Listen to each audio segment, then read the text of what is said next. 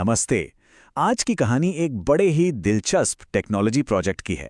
एक ऐसा प्रोजेक्ट जो एक ही साथ जबरदस्त कामयाब भी हुआ और पूरी तरह से नाकाम भी। ये कहानी है पॉलीसिलिकॉन के एक अजीबोगरीब पैराडॉक्स की। तो चलिए सीधे इस पहेली के दिल में उतरते हैं।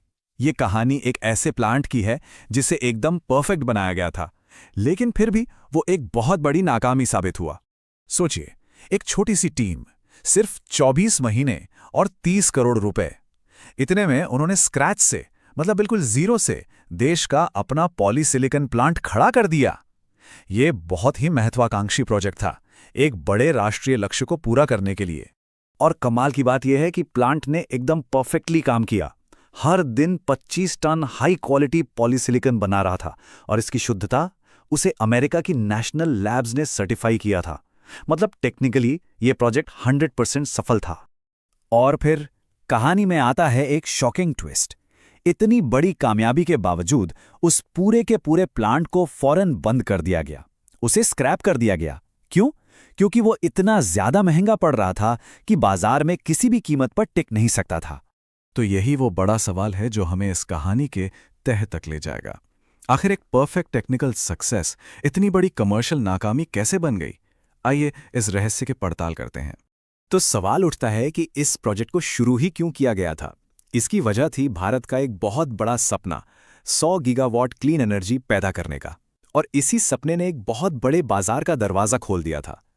100 गीगावाट, ये कोई छोटा मोटा नंबर नहीं है। ये भारत का सोलर पावर के लिए एक बहुत बड़ा एम्बिशियस टारगेट था, और जाहिर है इतने बड़े टारगेट ने एक जबरदस्त डिमांड पैदा कर दी। अब इस 100 गीगावाट के लक्ष्य को हकीकत में बदलने के लिए एक चीज की बहुत ज्यादा जरूरत थी। लगभग 4 lakh ton ultra pure polysilicon. यही वो कच्चा माल है जिससे सोलर सेल बनते हैं। तो ये पॉलीसिलिकॉन आखिर है क्या? इससे आप सोलर सेल की नींव समझ सकते हैं।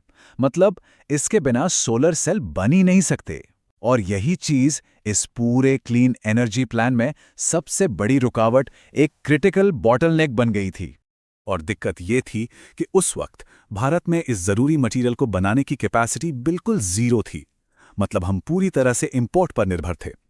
ये एक तरफ तो बहुत बड़ी कमजोरी थी, लेकिन दूसरी तरफ किसी भी कंपनी के लिए मार्केट में सबसे पहले कदम रखने का एक सुनहरा मौका भी।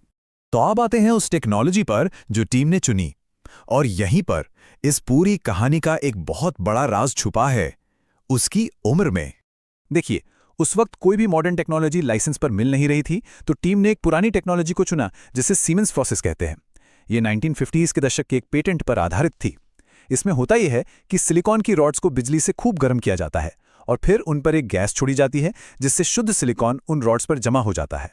इस पूरी प्रक्रिया को अगर आसान भाषा में समझें तो कुछ ऐसा है। पहले अशुद्ध सिलिकॉन लेते हैं, फिर उसे एक गैस के साथ रिएक्ट कराकर एक लिक्विड ट्राइक्लोरोसिलेन या टीसीएस बनाते हैं। इस लिक्विड को फिर डिस्टिलेशन से शुद्ध किया जाता है। इसके बाद शुद्ध टीसीएस को भाप बनाकर सीमेंस रिएक्टर में डाला जाता है, और आखिर में वो शुद्ध सिलिकॉन गरम गरम रॉड्स पर जमा होने लगता है, और पतली सी रॉड धीरे धीरे एक मोटे सिलेंडर में बदल जाती है। और अब हम उस राज से पर्दा उठाने जा रहे हैं जो इस प्रोजेक्ट की नाकामी की असली वजह थी, वो साइंटिफिक कारण जिसने इसे आर्थिक तौर पर डुबो दिया। इस 1950 के दशक के डिजाइन के अंदर ही इसकी सबसे बड़ी जानलेवा कमी छुपी हुई थी। एक ऐसी कमी जिसकी जड़ें फिजिक्स के एक बेसिक नियम में थीं, एक तरह का थर्मोडायनामिक ट्रैप। तो ये थर्मोडायनामिक ट्रैप आखिर है क्या? चलिए समझते हैं। ये जो चमकती हुई सिलिकॉन रॉड्स हैं वो 1100 डिग्री सेल्सियस पर होती हैं, और वो अपनी गर्मी को रिएक्टर की ठंडी दीवारों की तरफ लगातार फेंकती रहती हैं। अब फिजिक्स का नियम कहता है कि यह हीट लॉस टेम्परेचर की पावर 4 और एरिया के सीधे अनुपात में होता है। मतलब गर्मी का नुकसान बहुत तेजी से बढ़ता है। और इसका नतीजा क्या हुआ? बहुत ही विनाशकारी। जैसे जैसे सिलिकॉन की रॉड्स मोटी होती गई, उनका सरफेस एरिया बढ़ता जाता, और इसके साथ ही बर्बाद होने वाली एनर्जी की मात्रा भी आसमान छूने लगी। मतलब प्रोसेस जितना कामयाब होता उतना ही ज्यादा इनएफिशिएंट होता जाता था। ये एक ऐसा जाल था जिससे निकलना नामुमकिन था। तो अब देखते हैं कि दुनिया के बाकी खिलाड़ी क्या कर रहे थे। वो कौन सी मॉडर्न और बेटर टेक्नोलॉजी इस्तेमाल कर रहे थे जिससे वो बाजार पर राज कर रहे थे। ये नंबर्स खुद ही पूरी कहानी बता देते हैं। पुरानी सीमेंट्स प्रोसेस में 1 किलो सिलिकॉन बनाने में 800 किलोवाट बिजली लगती थी। सोचिए, 800। और वही मॉडर्न फ्लूइडाइज्ड बेड रिएक्टर, जिसे FBR कहते हैं, उसमें सिर्फ 20 किलोवाट, मतलब 40 गुना कम। ये तो जमीन आसमान का फर्क था। एनर्जी के जबरदस्त बचत का कारण क्या है, वो इन तस्वीरों में साफ दिखता है। सीमेंस रॉड्स में गर्मी चारों तरफ बाहर फैल जाती है, जबकि FBR में हजारों छोटे छोटे कण होते हैं जो एक दूसरे को इंसुलेट करते हैं, मतलब वो गर्मी को कोर के अंदर ही कैद कर लेते हैं। तो अब सिर्फ टेक्नोलॉजी की बात नहीं करते। इस कहानी का जो सबसे बड़ा सबक है वो इंजीनियरिंग से कहीं आगे स्ट्रैटेजी और विजन का है। ये कहानी असल में दो अलग अलग नजरियों की है। एक तरफ ध्यान था सिर्फ एक अकेली इनएफिशिएंट रिएक्शन पर, और दूसरी तरफ एक पूरी तरह से इंटीग्रेटेड आत्मनिर्भर मास्टर प्रोसेस को डिजाइन करने पर।